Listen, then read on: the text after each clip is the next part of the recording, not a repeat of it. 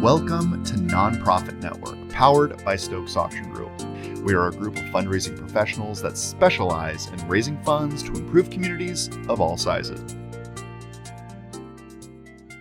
Hello and welcome to the Nonprofit Network. My name is Shelby Stokes. Kelly Schenfeld. Yo, gang. Paulie Schenfeld here. Hello, all you fellow fundraiser fanatics. That's a mouthful. Ooh, that's a mouthful. So you can see there's like a big plates, big chairs behind us. And we also have big ideas for the fall. And he's got a very big voice. Hey. Big See what I did? ideas. See what I did there? Segue. Big ideas. Big for the fall? ideas. Big ideas. Big voice. Big man. Big stuff. Big, huge. Big, huge. People are Things saying are getting You huge. don't do it. huge. Don't. Huge. Don't do it.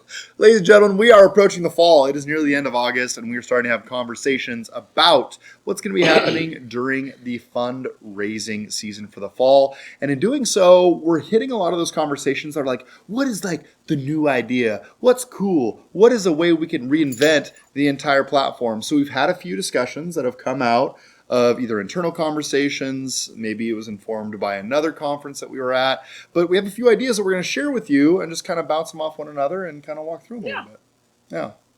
What's trending? What's trending What's this trending, fall? or what's going to be trending, or what are we That's a pushing difficult. for? Yeah, that's a difficult question to answer. And so, I think trending comes from what we're going to see in the fall, Yeah. right? So it's difficult to say what's trending until maybe October, end of October, because we will have done a few by then, and that will be the new trend. What was a trend in the spring probably won't be one by the fall, but you never know. I know one of the things that the gals were talking about was the way that the food is set out. You know, there's a lot of people trying family style instead of the plated dinners for multiple reasons. Number one, I think it takes less servers, which we all know is a huge problem right Can you now. explain briefly what family style is? Yes. So family style is a big bowl of salad, a big bowl of pasta, a plate of chicken breasts, a plate of fillets sliced up, you know, all plated. So, and then people pass it around like you do at family So there's dinner one night. in the middle of every table. One in the middle of every table, or, you know, the salads, you know, rolls, all that, and people pass it around. What that family style does, in my opinion, is it generates conversation at the table, which could help with your bidding. You know, as they get friendlier with the people at the table, let's say that they didn't, you know, they were just 4 people came to the gala and they were placed with 4 other people that they don't know. Well, now they're going to know each other because they're like, hey, could you pass me the salad? Oh my God, that's good. Could you pass me this? Could you pass me that? So it creates kind of a continuity of conversation. If that's even, those words even go together, Interesting. you know what I'm trying to It say. forces do. conversation. It Forces conversation, Right. and then it may so. it may allow for, honestly, it may allow for more bidding when people are more comfortable. I mean, definitely more cheering and saying like, yeah, you should do it, Nick. You should totally bid on that. You should totally bid on that. Come on, Nick, you can do this. You should totally buy something for your wife that would be sparkly and fit on her hand. Nick, On get her in there, naked hand. Nick. Yeah, no, I agree. I think that, in my opinion, like I always prefer to see the plated dinner. To be honest with you, just feels a little bit more elegant. Oh, well, that's a stupid thing to say, Sheldon. No, it's not. It's a wonderful thing to say.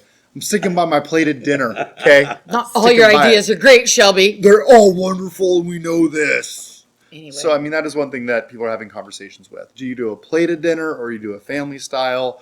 And So I gave the reasons why I like the family style idea. So now I would like for you to share with us, your partners in crime, why you like the plated dinner.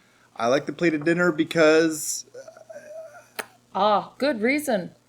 you don't have to have people like, oh, sorry, oh, yeah, like licking the utensils as they're passing around the sweet potatoes. Sounds to me like you might need a little therapy, Shelby, because that is not a common thing. Yeah, no, totally. They're like, They're not oh, going to sorry. spoon up a Caesar salad and go, oh, there's a little Parmesan on there. Hang on. Yeah, There you or go. they just like Don't take eat their the last muffin. finger and they wipe it into their bowl. Like, just so many things. I don't know. I'm kind of like people touching my food is weird. Hey, you need a roll?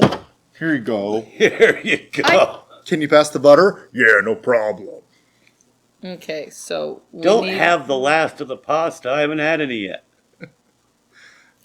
Apparently, we need to all pitch in and send these gentlemen to therapy for food issues. I believe etiquette school may be better for us rather than therapy, but hey, it is what it is. I mean, this all boils down to costs. True. It does, and service. That's what the bottom line here is. Yeah. That's what it feels like to me. Yeah, and have you had a plated dinner that is super good? Yeah? So you eat at the auctions? No, I don't normally eat at the auction. At all. At all. No. No, Yeah, you I just normally don't no. eat at all. No. Yeah. No. But I mean, I've had a good plated dinner. I would certainly hope so. Oh, the only dinners I've had that are good have been family style. The only meals that I ever good have been buffet style. Preferably Buffet's good, but you know what old country buffet? buffet. Oh, that's a good buffet. No. But you can never eat what you pay for. And people are spitting on that stuff. So don't do buffet. They might- But okay, so buffet. What do you think about buffet? How does that? I hate the line at the buffet. I would take the buffet over the family style. Oh personally. boy. I would. I would. You have 7 people spitting on your food as opposed to 350 people spitting on your food. No, I don't. I don't have to be like, hey, can you pass me that? No, just go up there and you just, whoosh, whoosh, whoosh. Then you can get what you want. You don't have to be like, oh, I don't like that food. Like you just do what you want in the buffet line, and then you also get to bump into people and converse with them. I like the buffet too, but I'm a meat and potatoes kind of guy. There's a couple of gigs that I do throughout the year that are buffet. We've been doing it that way for years. We call the table numbers, and I mean we're in and out with 300 people in about 20 minutes. Yeah. I mean that's pretty impressive, and it's all going to depend on how you have it set up. Obviously, you want it set up on both sides of probably 2 tables, if not more, right? Yeah. The problem with the buffet that I've run into is just there's one table and there's only one way to go, and everybody's got to go across this table, and it's just not set up for the capacity. Once they figure that out, and it's a tight knit community, they're pretty close group of people, so and they're used to it, and What do you guys think about a ginormous charcuterie and just dessert being served? You mean a meat and cheese board? It's called a charcuterie. Okay. yeah, like a cheese wheel. What do I think about it? I think it's good. You think that's a good idea for an auction? Well, I mean, then you're like kind of going through and touching other people's food again. But yeah, no, I mean, it can work. I think that like one thing that we're discussing internally is the fact that like we need to feed these guests quicker at in some instances. You know what I mean? Like the idea of being able to have somebody show up and spend 6 hours with you in the afternoon is not as applicable as it was, right? So maybe some groups will eat quicker in a shared family style type dinner. Rather than waiting for each plate to come out, you can just drop all 5 of the courses on the table, and then they'll get through them quicker, rather than waiting for the servers to turn them over and grab napkins or whatever. Yeah. Yeah. What do you think, I got a Sam? question. Yeah. Let's say you have a problem with the kitchen and it's a plated dinner, and they're late.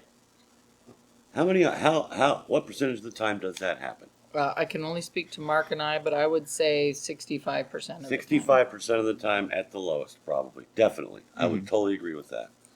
Here comes the chair going, food is late. What do you think? Should we wait and serve everybody? Or do you want to start the auction while they're serving food? I'm a proponent to start the auction.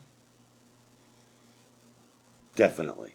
I mean, yeah, especially if you have 35 items and it's going to be a long night, then yeah. Let them Feed 'em. serve and eat while you're selling item number 1. Yeah. Off you go. Yeah. The only I think time so. that they need to leave the floor is during your raise the paddle. Yeah. It's got to be dead quiet during that time. Yep. Yeah. I did run into a situation where we had a limited number of items, I think like 12, and the food was so late that they hadn't even finished serving when I got to the fun and eat. What do you do there? You can't not serve the other third of people who didn't get their plate. Well, so they were serving during your auction. Yeah, and they were so Yeah. late that it took them, I was getting a really good pace going. They were just throwing money at us, and I'm at item 12, and they're not done serving food yet. How many people? About 450. Boy, and you got through 12 items, and they didn't have everybody served. Yeah. So That's they were like understaffed. 15, 16 minutes. They were understaffed. Oh yeah. I'd push it. I'd either push the fun and eat later in the night, or I would take a 10-minute break to get everybody fed, I think, is how I would handle that. And probably opt to push the fun and need to the end of the night. Because if you're doing 12 items, like we normally stack those in a way where it's like the first 9 kind of take you to a pivotal point, and the last 3 are maybe not as desirable. But with those last 3 to 5, whatever you're going to have, in a grouping of 12 items, those are still going to be pretty stellar items, you would imagine. In a room of 500 people, 400 or 500, as you said, the 12 items you're going to be offering at live are all going to be pretty good items. Yeah. Yeah. Definitely. Yeah. They're all going to be bell ringers to It's some just extent. interesting when you run across this situation. You got to make that decision. And I think that you have to, did you have a ringman that night? Yeah. I think that's where you can really lean on your ringman too, or your professional bid spotter, or whatever it's called. We're ringman. But I think you can lean on your ringman hard there and say, dude or gal or whatever. I can be called dude too. It's fine.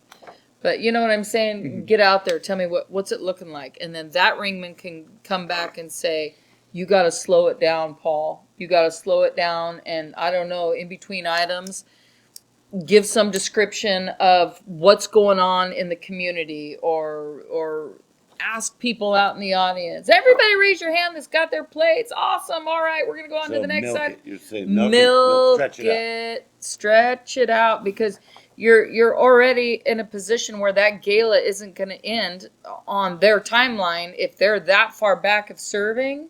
So you would rather that you be a presence on that stage up until everyone is served, right? And so that the focus is still on the actual auction of the night. So that to me is your opportunity to lean on your ringman and say, boy, you got to go ask so-and-so this, because you can't drop the mic and go talk to the chair. You can't do any of that, or the banquet captain, which I always recommend ringmen, bid spotters, get out there and know your banquet captain. Huge piece. Ask who the banquet captain is before you do anything, so that you can go up and introduce yourself to that person. They are going to be your lifesaver. If, let's say, nobody leaves the floor during Fund a Need, you can go straight to your banquet captain and they can call them off the floor. I get to know my banquet captains every single auction. That's one of the first things I do is go find You that have banquet to, captain. especially You because have like to. those Yeah. banquet captains are running the show. They are You know what it. I mean? Yes, And are. they're like one of the key vendors, if Mm-hmm. you will, in the room that's going to actually know what's going on. And so much of them executing on what they've said they were going to dictates how that night goes. Mm-hmm. You know, in this scenario, the meal's coming out really late. They're doing everything they can to get those meals out. If they know they're late, they're sweating it. They already know. So you can actually be a value add to them to help Mm-hmm. cover them. Hey, banquet captain's freaking out. Hey, dinner's not going to be out. Okay, we'll do a few more items before Yep. we come back to this. You know, and then they're thanking you because you saved them. Right. Right. Yeah, And it's I a think, big deal. And speaking of vendors, I think like now some of the conversations we're having is how do you work with some of your vendors as a nonprofit lead to allow them to help your event? You know what I mean? Like, what can they do to help support the organization or the nonprofit? A good example of this came from another podcast type like this, where they were talking about fundraising strategy. And essentially what they were saying was that you could essentially partner with an AV company or something of that nature. And because costs are up so significantly, ask them to somehow donate a package to your live auction. Mm-hmm.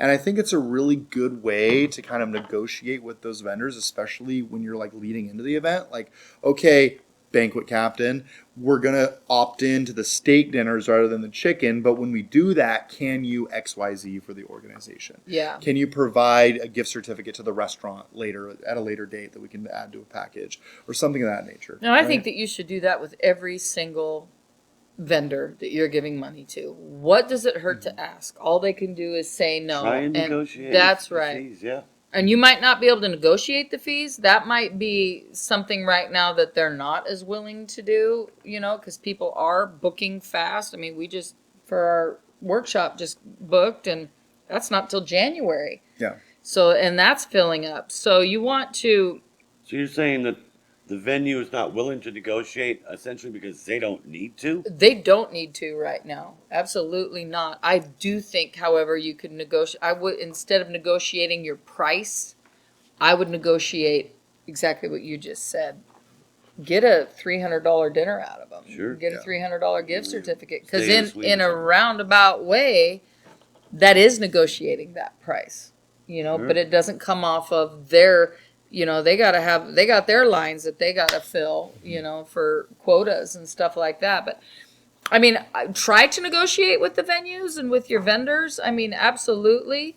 But I'm telling you, like for our company, for example, we're worth every dollar that we charge, and probably a little on the low side, to be honest with you. So for somebody, we would be a vendor, so to negotiate our fees would not really benefit you. Yeah, I mean, and what you're looking for is, I Good would say, point. go to the table like thinking where you're going to go, right? With a venue of sorts. If you're at a hotel, ask for a hotel room for a random night, or whatever the case may be. Like, there's a lot of different ways you can go, A and it's not block of going to rooms work. for people. And it's not going to work with everybody, right? I mean, to your point, Kelly, like if you're trying to negotiate a venue and everyone's booked on that one weekend that you're looking for, you're not going to have as much leverage in the situation Right. to gain something from it. But as a nonprofit, you can really think about, okay, how can we massage this relationship where it can be mutually beneficial? Whether it be volunteer hours, maybe you can partner with a hotel and say, hey, can you do a work party one day? There's a lot of different ways you can go there. So kind of food for thought. I thought it was a really interesting idea, which is why it's here on this podcast today. And yeah, a lot of different ways to go about it. So pretty interesting. We will say, and we've seen this internally, but it was said somewhere else, AV costs are still super high in Yep. comparison to what they were in the past. I've been looking at quotes. I think what happened is we came off the pandemic. Everything was sky high in terms of AV costs. It felt as if it was coming down in the spring, to be honest with you. Like there were more companies that were coming out of the wood and kind of, what's But they're falling line? off. They're falling off, or they're getting so busy that they are still in demand. So come prepared that AV is going to be expensive, right? And that actually is a very, very good point, because you want to think about what do you really need with AV too. You can scale back on what you really need as far as production goes. There are certain things that you don't have to have 5 screens in the room. You don't have to have. What you need is good sound. That's the name. Number one. That's number one. You need good sound so that your guests can hear everything. But maybe instead of 5 screens, you go with 3 screens. Let's say you got a room of 1,000 and it's a ginormous room. 2 on the side of the stage would work, right? Sure. Just something, and lift it up. That's the key. Also, is that, speak to your AV company about that. Have those be elevated screens a little bit so that people can see over other people's heads and things like that. You got the stage, which is kind of for your core group there a little bit, first 4 rows-ish. And then back behind there, they're going to look at the screens, and those need to be a little higher. But I think lighting is an area that you could probably cut. Lighting is, especially decorative lighting, and uplighting, though, is not that uplighting. much. Uplighting is not, I mean, if you're being charged a bunch for uplighting, you definitely can check that a little bit, right? I mean, it depends on what the goal is, right? Yeah. I mean, you're going to hit some organizations that would never cut the lighting because the lighting is why it looks elegant, and this is how we need That's to do the it. thing. They want to make It comes it down to look priority. Yeah. Yeah, exactly. Yep. And that's how these AV companies have got to be as big Spotlights, as however, they are not necessary. Spotlights for auctioneers is very difficult. Not Yeah, necessary. I mean, I still think of the show that I had last spring where there was a spotlight in my face, and oh boy, You can't see It's anything. very difficult. It's Yeah. very, very difficult.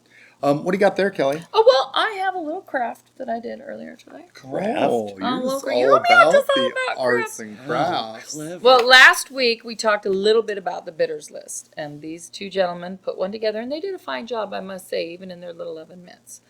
But they They're were less, big. They were big oven mitts. They were Big. of They were gloves. of gloves. They were awesome, but they didn't enjoy it like I thought they would. So anyway, they don't have a personality not like fair. well, it's totally We true. high-fived after we were done. We did high five. It was a forced so. high five. It was a forced high five. But it was also a forced bitter recognition list. So what do you expect? Well, sometimes forcing the issues is the way we have to get things done. We are Male, forcing female, issues. Male, female. I will get you to see my direction. Anyway, 'Kay. let's talk a little bit about a really important part of your night, which for the fall you kind of need to start talking about now, and that's your bid cards. Mm-hmm. Those are so important. Kinda.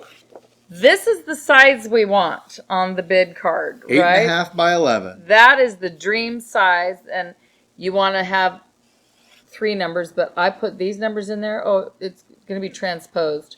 It's 8109. These are just my favorite numbers. That's all, because these are the day that I married my best friend, Aww.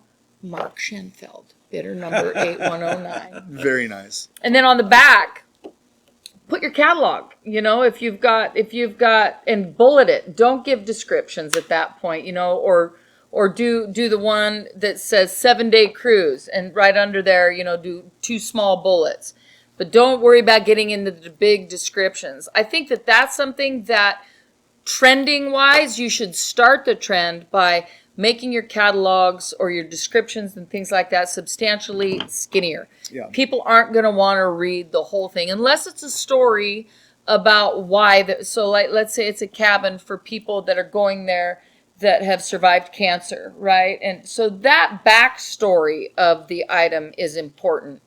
But, you know, some of these descriptions just go on and on and on and on, and people aren't reading them. So bullet it and put it on the back of your bid card. That way this becomes their Bible, literally. You know, they don't have a program, and then they got their bid card, and then they got this, and then they got their treat that they got, and they got their napkin, and where do we put our napkin? Like, oh yeah, no, it says it's a 2-day cruise, and then all of a sudden they bought it. Is that how that works? Nope, because if you noticed, the bid number is this way. Thank you for bringing that up, Shelby, Listen, because that was part of my presentation. I see a bid number, I count.